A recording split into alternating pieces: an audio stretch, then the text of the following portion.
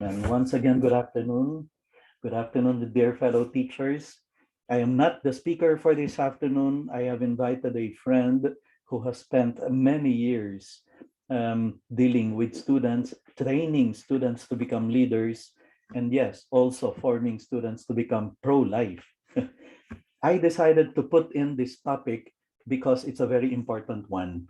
We talked about abortion, we talked about the challenges that the world is facing right now, but especially so, we need to produce a new generation of pro-life youth who will not just love life, but defend life and stand up for life. It's not enough that they know the faith, they know that abortion is murder, they know that every human life is sacred, created in the image and likeness of God, but we don't just want them to stop there. We want them to be activists for life, who one day will be ready to go to the streets in defense of the unborn, of the voiceless, of those who cannot even speak up for themselves. That is what we are after this afternoon in this session. And so let us begin right away. You know, the reason why I'm passionately pro-life is because I'm number 10 in a family of 10 children. Thanks goodness, thank God there was no abortion during the time that my mother was pregnant. Um, thank goodness she did not stop at 7, not even at 8, not even at 9. Otherwise, I would not be here. And so I'm most pro-life thanks to the example of my parents. And so I'd like to introduce you to our speaker this afternoon. His name is Ferold Rutch Regencia. He has been inside the classroom for 32 years, teaching students, moderator of student council officers, and club moderator of different organizations championing human dignity. I remember passing on to him a club I founded, Southridge Server Society, and they would go on to make a difference in the lives of many people. And he has produced, among some of his past students, some mayors, city councilors, politicians who are now making a difference in society thanks to the training that he gave them, thanks to the kind of guidance that he provided them. My dear fellow teachers, please welcome to be our speaker this afternoon, Mr. Ferold Rutch Regencia. Thank you, Mr. Rentoy. Thank you, Man. The students that Man mentioned were also the same students that Man handled when he was in Southridge. So allow me to share now my screen. And okay, so let's begin with the first slide.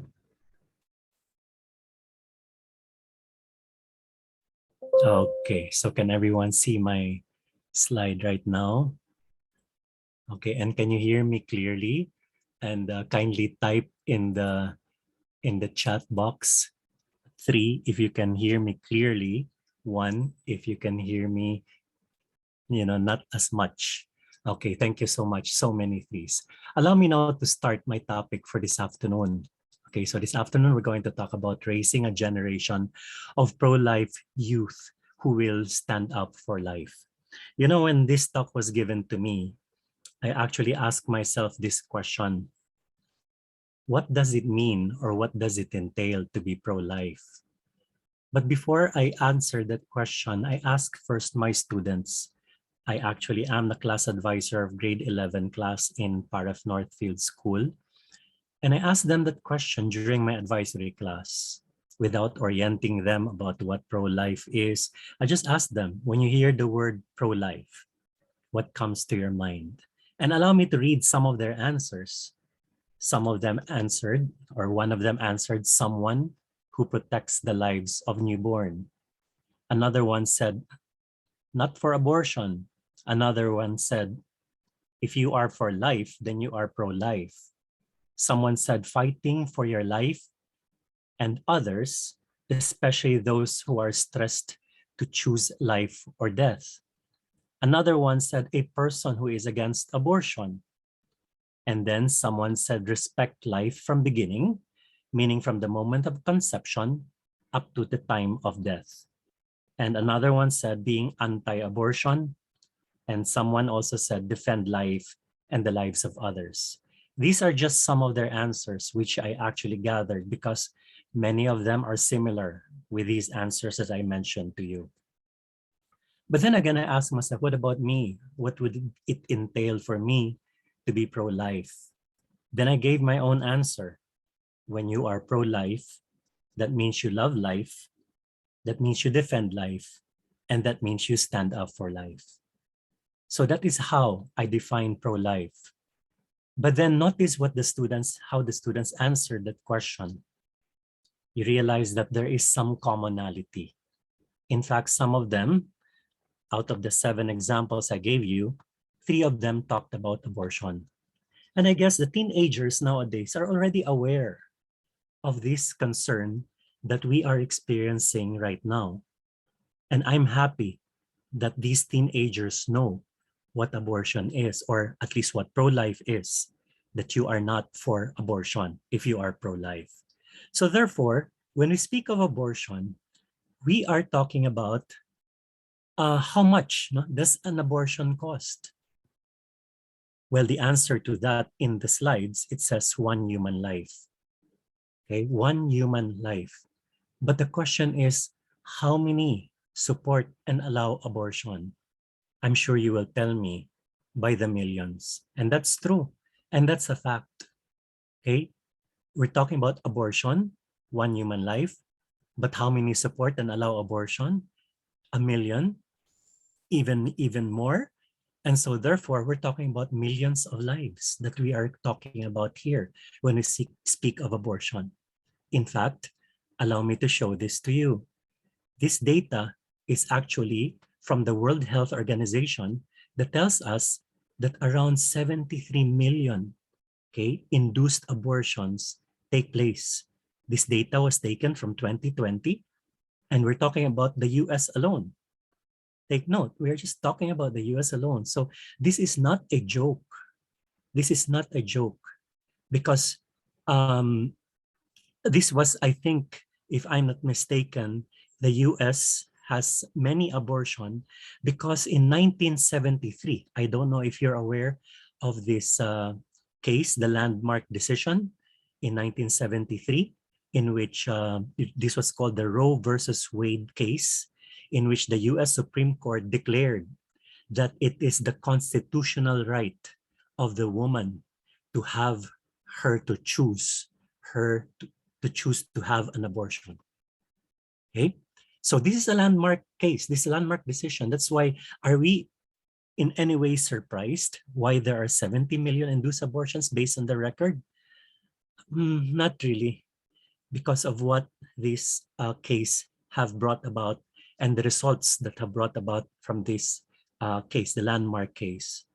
That is why, it's very interesting to note that many of these people allow and support abortion, and yet it is unfair because these people are existing, they are alive, they have opportunity to live, and yet they don't allow these babies to have the opportunity to actually be born and live their lives according to how they want it and according to how God wants it. So isn't that unfair? So that is why it's important for us to remember the next slide that shows that life is a gift from God. And let me just move my, okay. And our teaching calls for respect for human life in every situation, but especially for the most vulnerable. But who can be more vulnerable than a preborn child? Let me go back to the first sentence. Life is a gift from God. I think we all know this already. Okay. In fact, even when you were younger, you already were told that life is a gift from God. You are a gift from God. That is why if we are gifts from God, then we have to learn to respect. That's why the second line says our teaching calls for respect for human life in every situation. Why? Because we are a gift from God. Now we have to make sure that we actually allow this as part of our practices.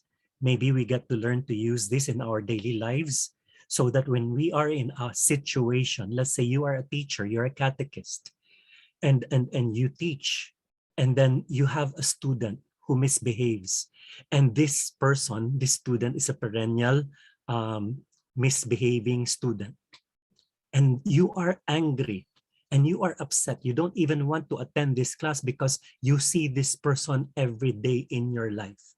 And there is never a day that he misbehaves. And what do you tell yourself? I hate this person. I hate this student. Why? Because he often misbehaves. He doesn't listen. He doesn't want to comply, and so forth and so on. But then again, have you asked yourself this question? Have you talked to the person? Have you talked to your student? Have you tried to find out the reason why he misbehaves? Have you tried to look into his temperament? I'm not sure if we are all aware of the temperament of our students. Worse, we might not even know what temperament is. Try to discover, because that student, he might be a sanguine, might be a choleric, might be phlegmatic, or melancholic. Let's just say he's a sanguine. And you know the characteristics of a sanguine temperament. This is someone who is like energetic. He's restless, and he's like the life of the class. Maybe he's a sanguine. And if you get to find out that he's a sanguine, then you get to know how to deal with those students with a sanguine temperament. And in doing so, you get to talk to the person, you get to help the person, and that student will realize that, hey, I'm being respected by my teacher. And if I'm respected by the teacher, I respect her or him back. Because respect begets respect. And when he gets to realize it, he gets to love life because he realizes that he is important in life. That is why it's good for us to remember this, that life is a gift from God, that this student is a gift from God. That's why our teaching calls for respect for this human being. And in the process, he gets to learn to love life.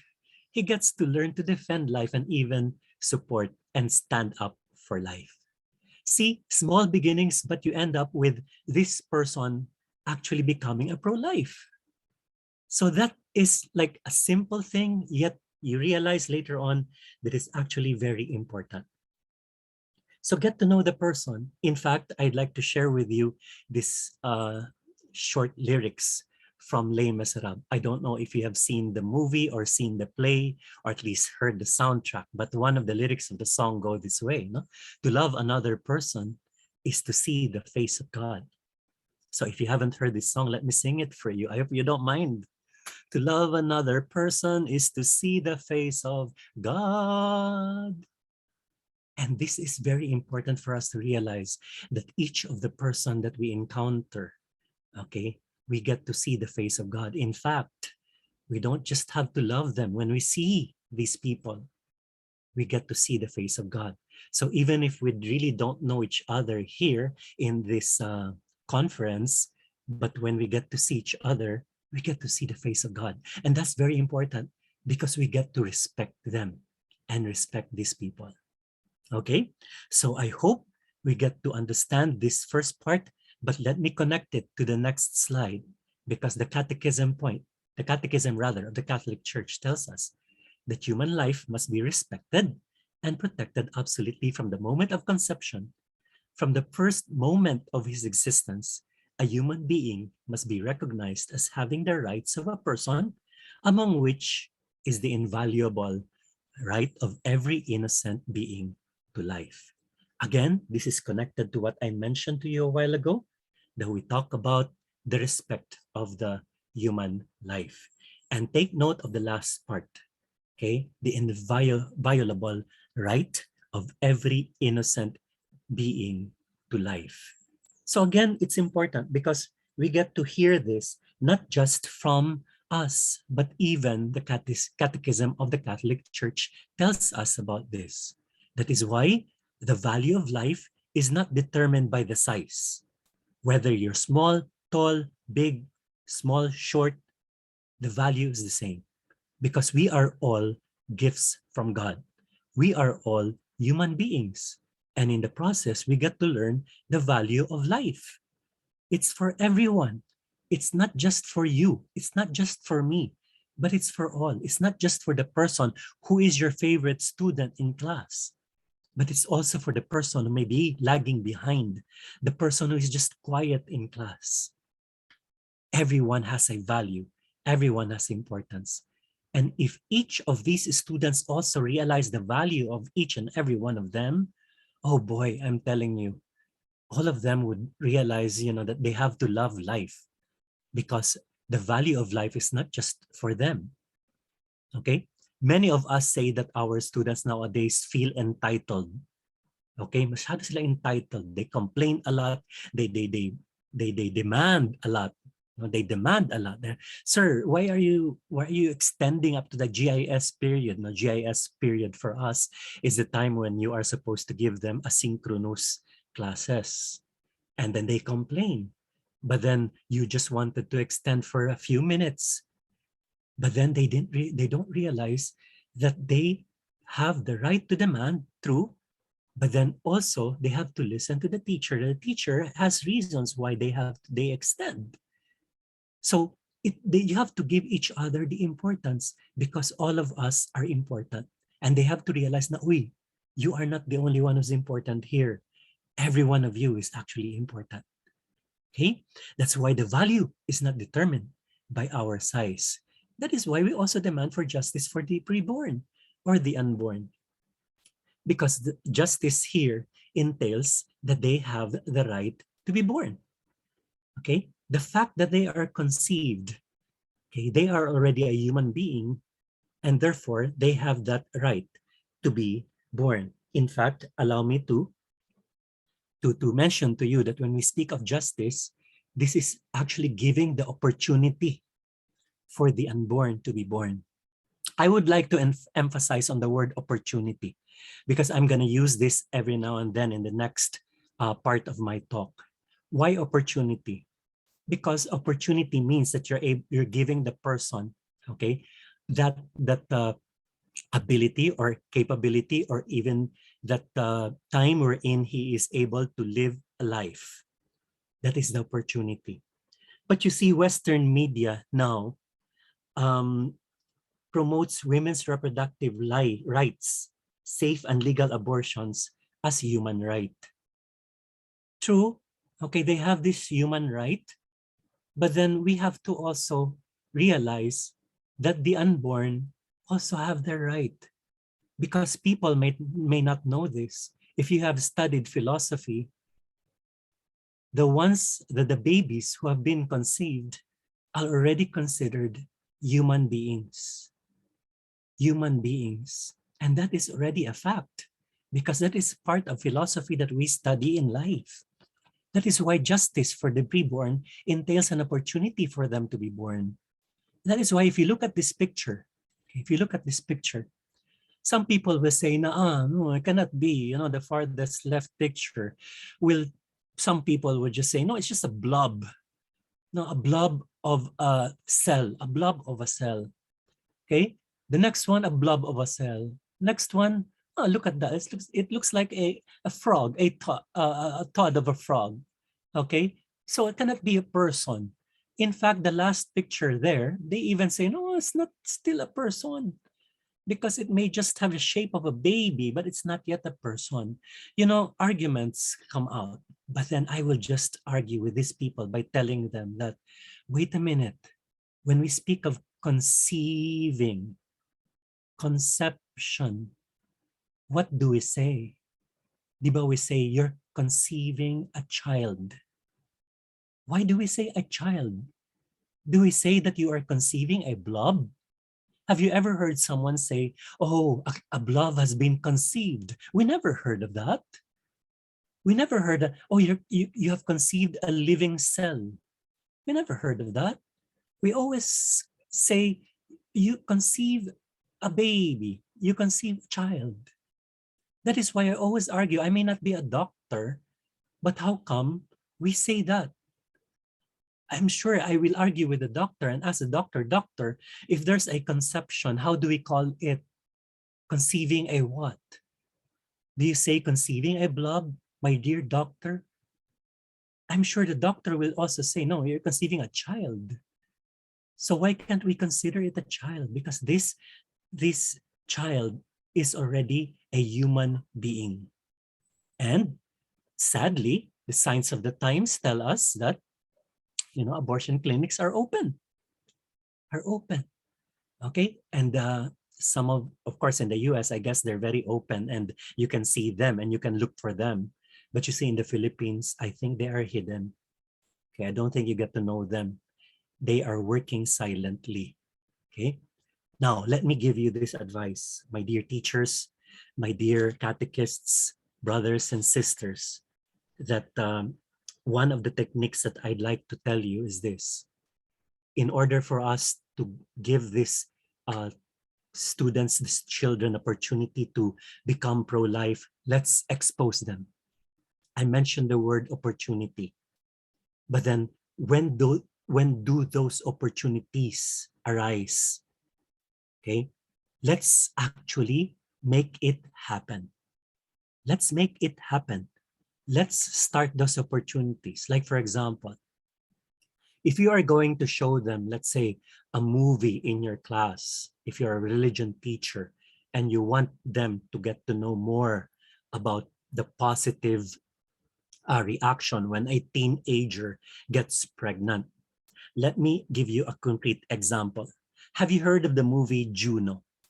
This was shown in 2007. This is about a teenager, the girl who got pregnant at a very early age. As I said, she's a teenager. And the father of the boy is also a teenager. And they didn't know what to do. They had to talk it out. They have to tell the parents. They have to plan out how to tell the parents, because I'm sure the parents will get angry. But then one of the things that Juno thought of was to have the baby aborted because she's so young. And the father of the child was also saying that, hey, I have a career ahead of me. So what happens now? We have this baby. Okay. But then the movie ends showing Juno and the boyfriend making a decision. And what was that decision?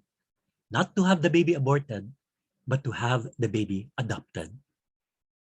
Very interesting. Very interesting. And the parents of these two teenagers also agreed that they have the baby adopted instead of having the baby aborted. That is why, this movie was a very big hit. And in fact, the Catholic Church actually recommended this movie. Okay? And it was also nominated for an Oscar Best Picture in 2008. So very important for us to expose our students, our children, to the positive things. And it's also important for us, let me continue, that there is a correlation, okay, between the mass attendance, mass goers, okay, that's why, and also for those who become anti-abortion, that the frequent mass goers are far more likely to be an anti-abortion, while those who attend less often or rarely or never are more likely to be in favor of abortion rights under certain circumstances. Now, you might ask this question, how? Paano? Okay, they just go to mass and then actually they are no longer in favor of abortion. It's as simple as attending mass, getting to know the word of God, and making and being able to focus more on their spiritual life, and they realize the value of life because they do this frequently. That's why the next step that I would like to suggest to everyone is to make sure that our students, our children, are exposed to the sacraments, frequenting the sacraments, because in the process, they begin to value their own lives. And later on, they do apostolate work and value the lives of others. In fact, I remember, I don't know if the teacher is here. Yesterday, when I attended the talk of Mr. Rentoy, I actually saw a message from one of the teachers, and she said something like, Mr. Rentoy, how can we make our students Marion for life? And she continues by saying, how can we transform them for life? I'm not sure if the teacher who commented actually is here, but I took note of it because that's a very interesting question. Because I'm going to connect it to what I just mentioned a while ago. Remember what I said?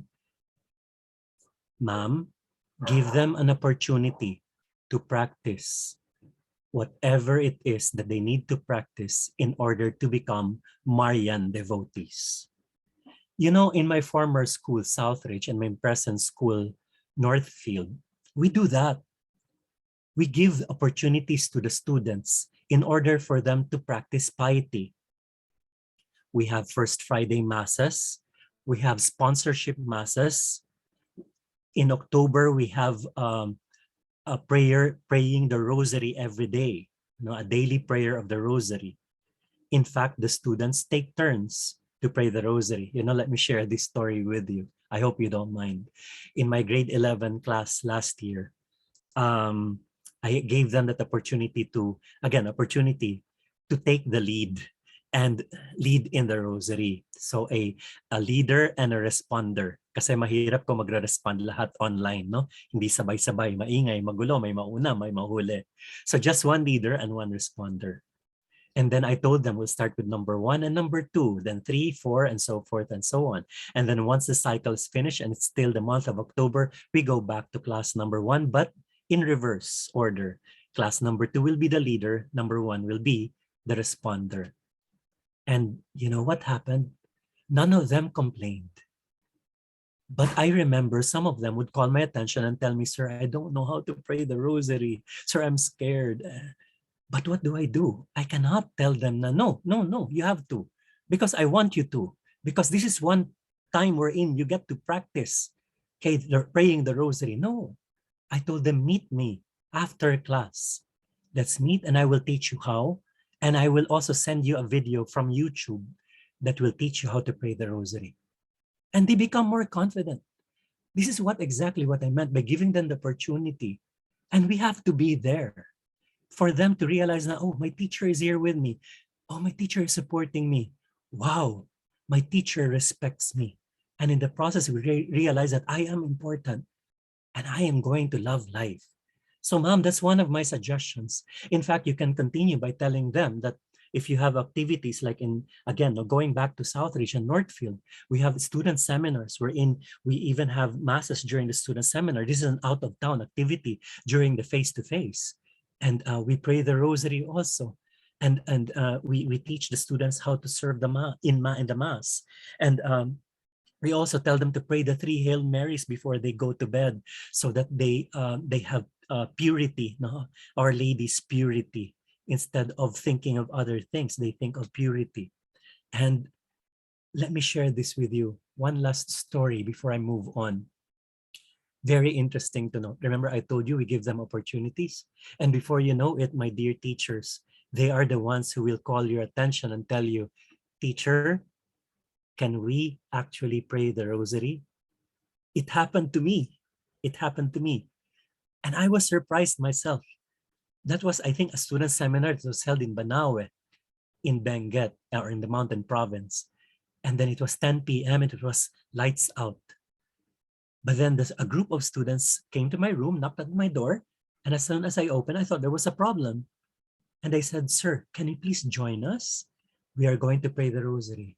And of course, I cannot say no. Just imagine if I said no. I mean, these are the students who are inviting you, and then you say no, and this is praying the rosary. Even if I was too sleepy, I have to join. And they led the praying the rosary. I was just there responding. And I'm telling you, that was one proud moment that I will remember, because little did I know, or little did we know in our school, that these boys, whom we gave an opportunity to practice piety, are the ones who are already doing it on their own. And later on, you realize that they will pass it on to others. And maybe later on, as they get older and they get married and they have children, they pass it on to their children. And that's how it is. And that's being pro-life. Because you get to learn to love life. And you get to learn to love Our Lady. And you get to pass on these practices that you make. And in the process, my dear mom, who actually wrote down that message, that is my answer to your question, ma'am. And they become devotees and they become Marian for life. Right now in Northfield, we have the Wednesday Marian devotion. And again, the students are the ones who actually take the lead. Okay, of course, we started with the teachers taking the lead. Then after that, as soon as the teachers um, are sure that the students can now take the lead, then they are the ones who lead in the praying during the Marian devotion. Those are just some suggestions, my dear teachers. But allow me to continue, okay? Now, this is very interesting. So maybe if they called abortion, okay, to be abortia virus, many people would care that it kills 125,000 per day. If only, no, if only we can make abortion a virus, I think it's easier for us to tell people, hey, stop. Okay? Kung yun nga lang coronavirus, hirap na tayo magpa-stop sa kanila. But then the coronavirus is not, abortion is even worse than the coronavirus. Imagine 125,000 per day. And that's not just talking about 2 years wherein we had the lockdown. We're talking about every day, even if it's face-to-face. So that's why it's interesting to note, no, that if only we can, it is a virus, maybe people will try to avoid it. But if you are, take note of this, if you are under the age of 47, which includes me, of course, that was a joke. Under 47, you are an abortion Holocaust survivor. Why? Because 1/3 of your generation did not survive. Of course, via abortion. Very interesting data that we can take note of. Now, allow me now to proceed to the 10 ways in which we raise pro-life children. Okay. Are we ready? Are we ready to know these 10 ways to raise pro-life children? Okay, aside from the 10 ways, actually the other ways I have already given you as part of my suggestion in the previous slides. But let me begin with this. This will be a surprise for everyone. Number one, take note of this. Make sure that they spend time, the students, the children, spend time with the greatest spokesman for the pro-life cause. And who is the greatest spokesman for the pro-life cause? The nice little babies. Whoa, what? The little babies become spokesperson for the pro-life cause? Yes, my dear teachers, you are surprised as well, right? Why? Why is this? Because why am I pro-life? Because killing little boys and girls is wrong. Now, let me share with you a story. There is this article that I have read, not that in the US now, many of the Americans don't have this opportunity to actually handle a baby because they are so busy with their life that they don't even have time to make babies. In fact, for them, for their wife to get pregnant or their girlfriend to get pregnant, that's an expensive catastrophe for them. Ayaw nila. They'd rather focus on their jobs. Kaya di ba maraming nagde-divorce sa US? Kasi wala na silang time for the children. They don't have time to hold on to their kids. But then again, in that article, there's a story of this little boy at the age of 7 who has a little brother. You know, when he took care of little brother, held on his little brother in his arms, and saw those cute little cheeks, you know, and the wavy hair. And he looks at his little brother and wonders, so this is how a baby looks like and feels like to have a baby in my arms. And I wonder why people still kill babies if this is the case. Okay? That's why he said that's his realization that at that time, at that point, he realized that, oh, abortion is a reality. It's not abstract. It's an extermination of a real person, an extermination of a real soul. And that's a good realization on his part.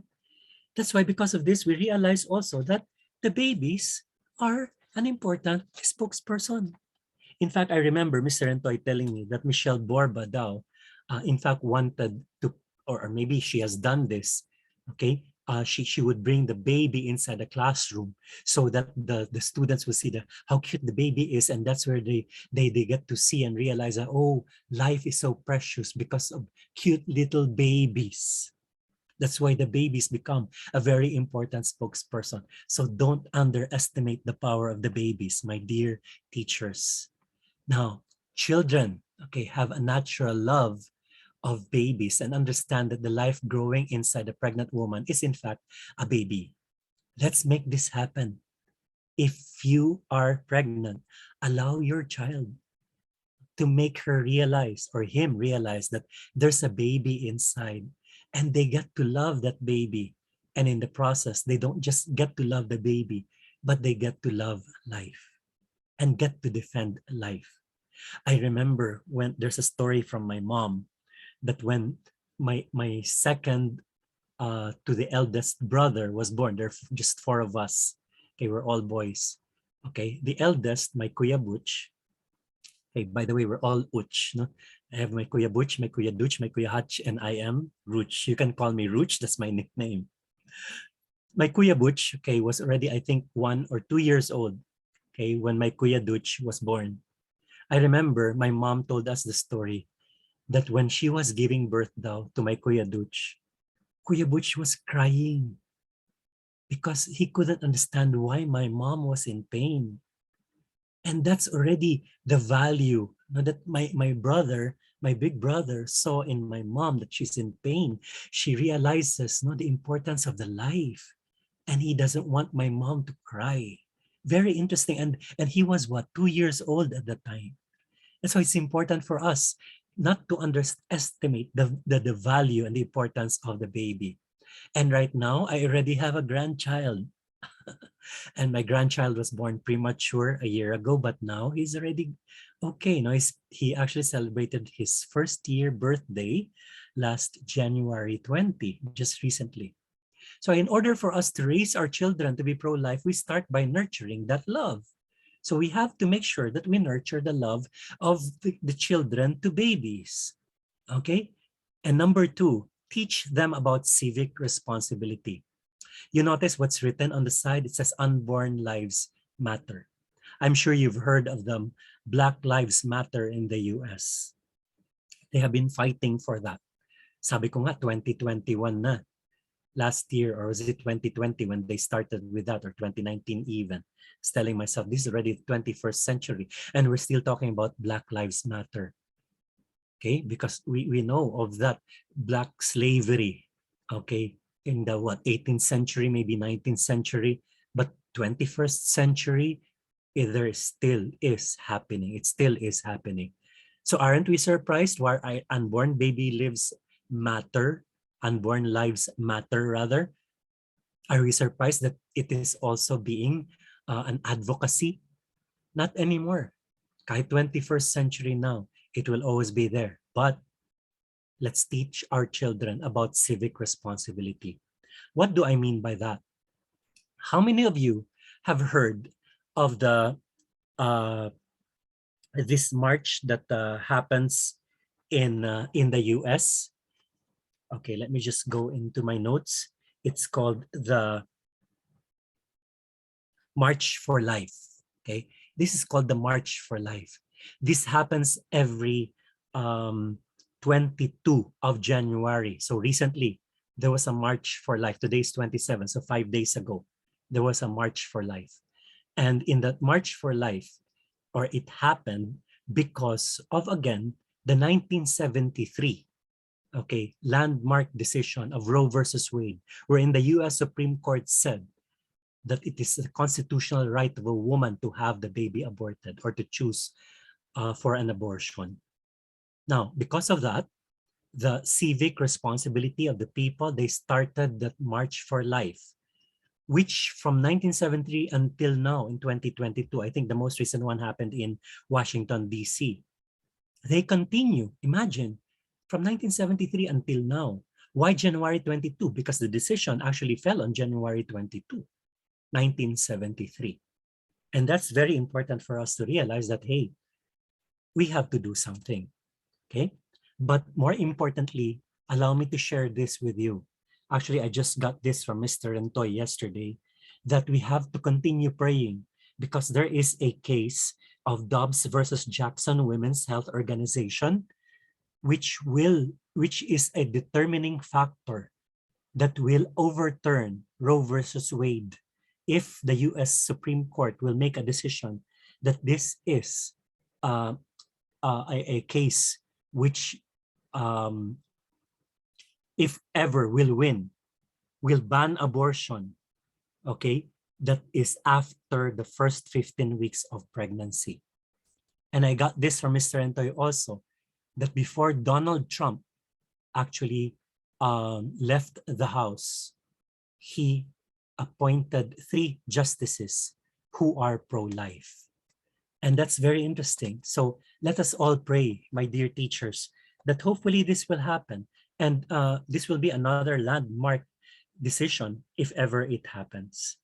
And more importantly, we do some civic responsibility, no matter how small it is. Now, as teachers, sisters and brothers, we can actually make good use of our classroom to discuss this among our students.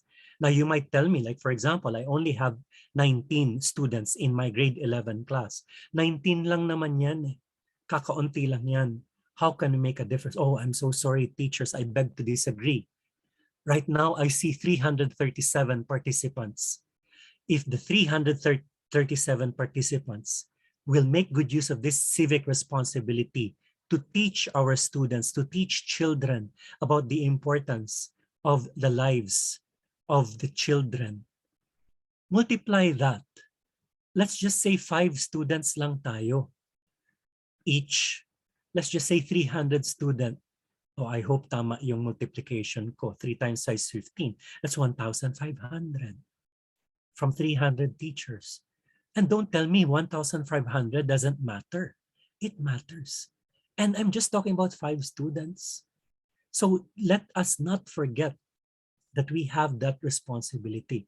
And the more important thing here is once we transfer this to our students, boy, I'm telling you, and they transfer it to other people, and that is what we call paying it forward. And that's it. You make a difference in the people's lives because it started from you. That's why be not afraid. Be not afraid. And let us also not forget to teach young children about human dignity, because human dignity entails the value that all of us are important, that we are all children of God. That's why we value each human being, because of your dignity. Let's proceed to the next one. Okay, give them pro-life, okay, picture from conception, the whole pro-life picture from conception to natural death. Now, if you remember, my dear teachers, this was also one of the answers of one of my students a while ago, no? That being pro-life is actually respecting life from conception to death. Now, take note of the term natural death. It's important for us to realize that, we're talking about natural death, okay? Because pro-life, pro-life work includes saving women, okay, and babies from abortion. But it also means visiting nursing homes, treating people who are different with respect, feeding the hungry, helping a new mom with babysitting, and anything else that brings hope and comfort to the people. So what am I trying to drive at here? That we are talking about not just abortion. So if you are pro-life, you are actually working not just going against abortion, but you're also going through other people, like visiting nursing homes, the elderly, taking good care of them, at least visiting them, okay, treating other people who are different. So we are going to treat them with respect. And in the process, we bring hope to everyone. And that's what pro-life entails. And that's why we have to protect all life. Now, you see, nowadays, remember I mentioned a while ago the natural death. I'm sure you've heard of the term euthanasia or mercy killing. I'm not sure if you've heard that in Europe, most of the European countries have already legalized it. Okay, just for your information, if you have allowed euthanasia in your country, you have practically legalized suicide. Very interesting. Now, speaking of suicide, allow me to share this story with you. I had a student, because remember what I told you, protect all life. That includes suicide, by the way, that we have to help children realize so that they don't think of committing suicide and ending their life, because life is important. Now, this story happened like 3 years ago in my new school. And the student came to my office and said, "Sir, may I speak with you?" And I was crying. And I said, "Sure. What's the problem, sir?" I was the only one at that time in my office. So I had to be the one to talk to him. I had to put down everything and listen. And I said, "Sir, you know what? I tried to commit suicide last night. But unfortunately," of course, he says, unfortunately on his part, he said, "I woke up and I'm still alive." And he goes, "I took a whole bottle of Tylenol and I realized when I woke up, I vomited everything and I'm still alive." And but then I asked him, why did you try to commit suicide? Of course, for me, that's fortunate that he did not die. And he said, "Sir, I don't know what I'm going to do anymore. At home, my parents always demand high grades from me. I get 95, but they are still angry at me. And I say I could have done better. What should I do now? 95 is already the peak that I can do to achieve." Okay. And then he started crying. That's why he made that decision. And then we called up the parents. The mom arrives. The mom has a very strong personality. The dad, very quiet, typical of a dad. And the mom was shouting, angry. And he was angry at his son.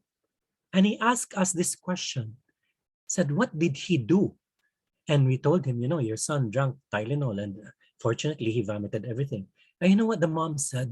The mom said, "My son is stupid because he could have killed himself using a knife and thrust it in his body or in his heart." And we were all like, "What? Okay, what?" I mean, we're talking about pro-life here, loving life. And if the parents are our enemies, how can we promote life if the parents themselves are the ones who are against life? Very interesting, but it's a reality. But just to tell you, they are more of an exception than the rule. Okay, they are more of an exception than the rule. Allow me to continue. That's why we need to protect all life. So that's why we need to look into our children's lives. Okay, regardless of whether they are our favorite student or not, they have to be protected. That is why when we move on to the next slide, number 4 is be forthright about what the church teaches. Okay, because the child says, "Sir, I am worth fighting for. I am worth fighting for, sir." But then this is the thing. When we speak of uh, when we speak of the truth, when we speak of what the church teaches, we have to know how to respond to these issues. Like, for example, how many of us know about in vitro fertilization, euthanasia, family planning? Okay, what if our students ask us about those questions? How do we answer? Okay, look into it together rather than glossing over it or saying, "Well, that's what the church says, so it must be true." We cannot do that, because if we do that, our students will just shy away from you and may look for the answers from other people. And the worst part is, what if they get the wrong answers from other people? Yeah, conscience will bother us for life. That's why, my dear teachers, my dear catechists, allow me to give you this advice. Okay, let us help each other. Let us talk about it. Let's ask for advice from priests. I think there are priests from our audience right now at the moment. We can actually ask them for help in case there are questions that we couldn't answer properly. But the more important thing here is we have to do something about it.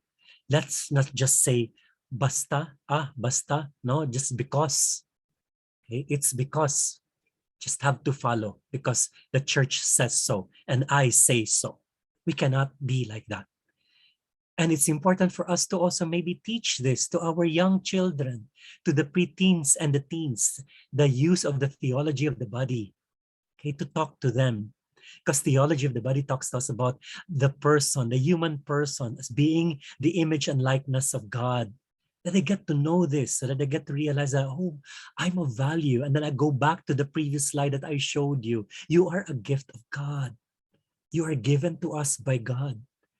And how do we get to talk about this? I would advise you to use this, read this book, The Theology of the Body in 1 Hour by Jason Everett. Okay, by Jason Everett. And allow me to promote the talk of Jason Everett, which is Real Love Revolution 2022. This will be on February 12, 2022 at 10 a.m. My dear teachers, I know this is for the kids, this is for the teenagers and the students, but I would highly recommend this also to you, my dear teachers, because we recommend this also to the parents and the teachers. And it's only 100 pesos. Okay, and you get an international conference. And I hope Mr. Antoy would get to put in the chat box the link where you can register in this conference. Now, allow me to continue. We are now in number 5. Don't get sucked into negativity or infighting. What does this mean? Let's not argue like, nako, the priests lack attacks. No, they don't attack. They don't speak up for us. They don't speak out enough. Okay. And then there's this issue of Pope Francis and the TLM. I don't know if you're familiar with the TLM. That's the Latin Mass. Some people are saying why the Latin Mass is dead. Latin is a dead language. And then why do we have to listen to songs that are dead? In fact, when I read the article, they mentioned it and described it as dead. Okay, choir singing dead. Okay, the language is dead. And the worst part they say is that the back of the priest is the one facing the audience. Okay, why do we have to complain? Why can't we attend mass and get to listen and learn about the Latin Mass? In Southridge and in Northfield, we actually have that. We do that. We do the Latin masses, and a teacher explains what the different parts are, so that the children will have that experience, because this is how mass was done before. And seeming too much emphasis on the environment, no, caring for the environment and not on babies. But then let's keep in mind what Saint Josemaria told us. No, we cannot. We cannot.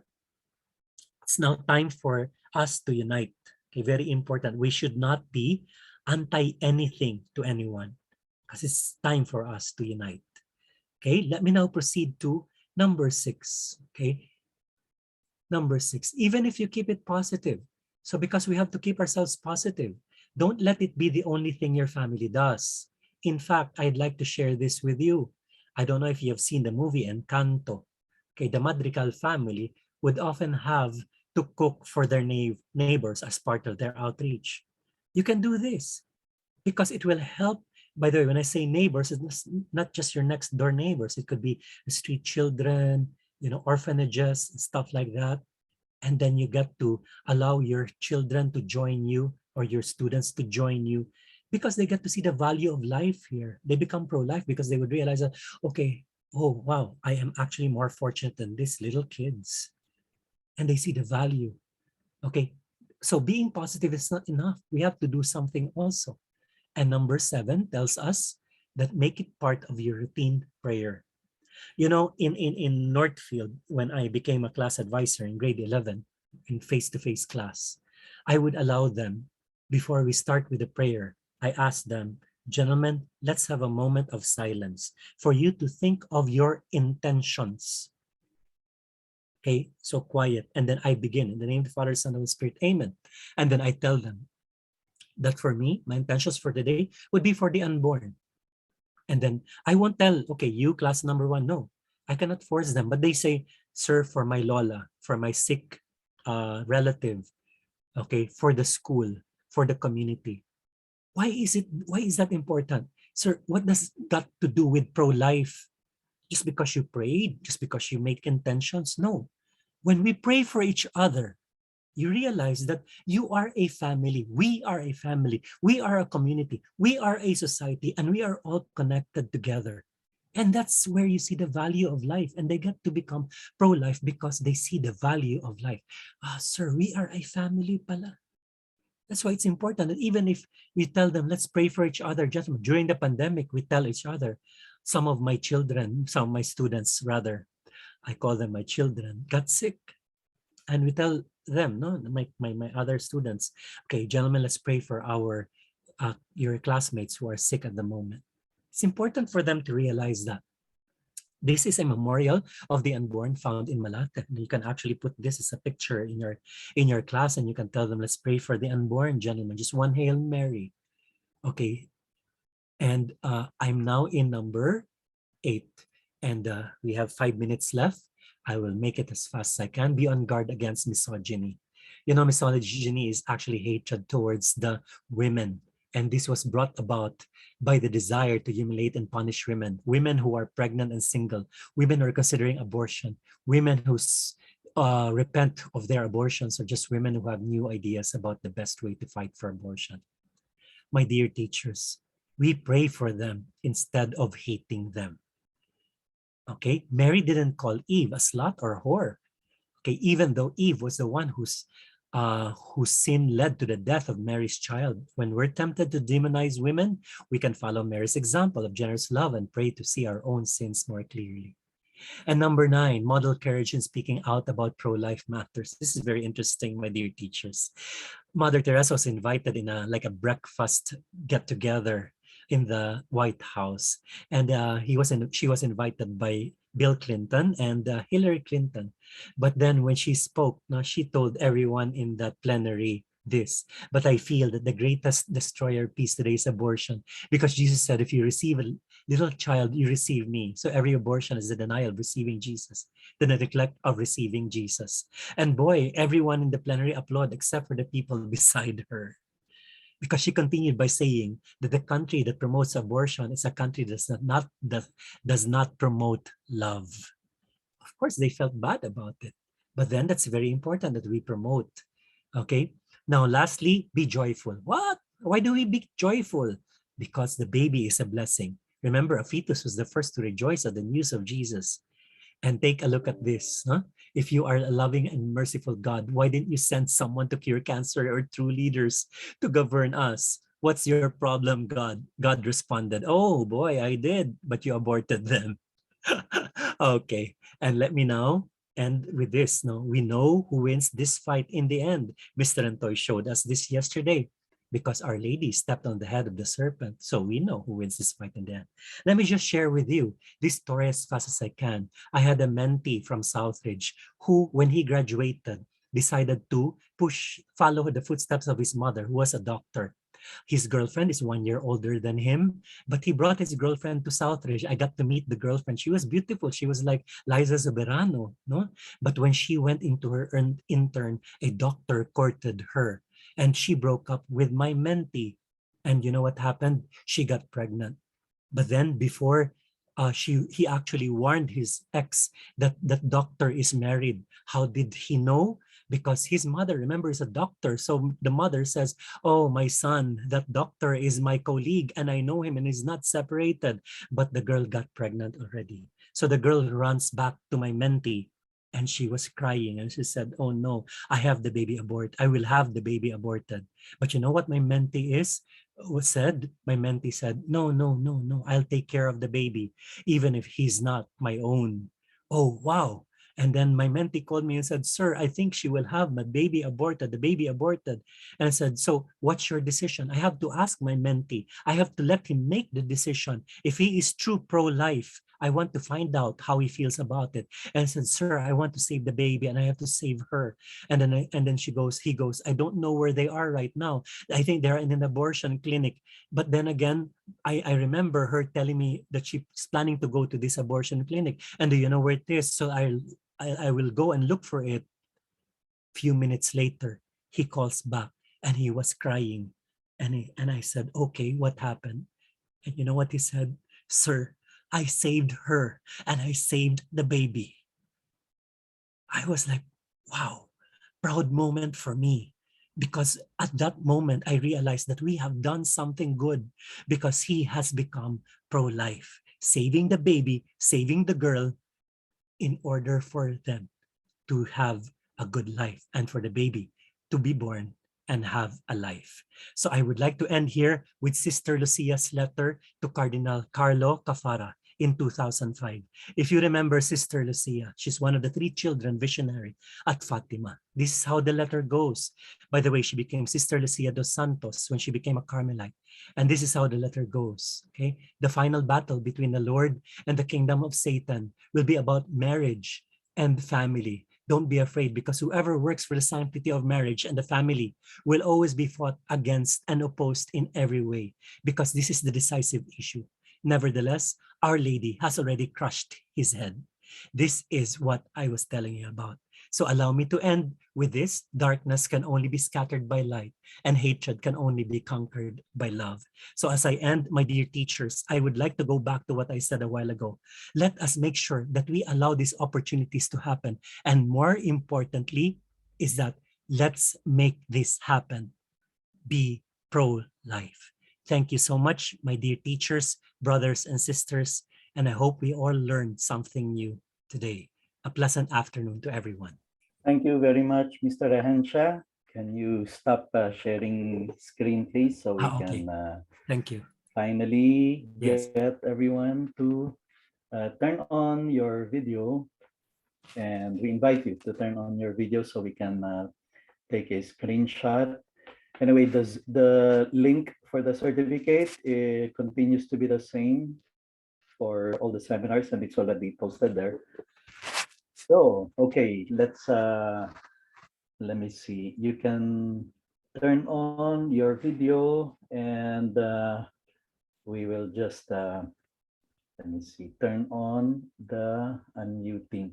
Okay, page 1, give us your biggest, widest, fakest smile. Page 2 now, page 3 now, page 4, page 5. In case you're not yet in Facebook, we also post these pictures, these photos of the screenshots in the Facebook page. So we really encourage you to please make sure you are there so that you are available. And then I received messages about problematic internet, as I have been repeating, and it's also posted there. The recording is the link to the recording of every session is posted in Facebook. So if you missed some parts because you got disconnected, please go to Facebook and click on the link and watch whatever you may have missed. Mr. Henshaw, thank you very much for Thank you. being with us this afternoon, and we look Thank you, forward everyone. to all of you, dear teachers, producing the next generation of pro-life activists, people who will stand up for life, not just love life, but defend life, and really be able to speak for those who. So we look forward to seeing you in our future seminars tomorrow, the last day. We hope you will be able to join us in the last 2 sessions of this series. Thank you. Have a great day. God bless everyone. God bless. God bless. Thank you very much. Bye-bye. Thank you. Thank you. Bye. Thank you. Bye. Thank you. Thank you, sir. Bye. Thank you po. Bye po. God Bye. bless. In one room. Thank you. Thank you. Thank you. Thank you. Okay, we'll end this Zoom meeting in 5, 4, 3. Stay safe, everyone. Please don't get sick. And God bless. Yeah. 3, God bless. 2, and 1. Bye. Bye. Bye.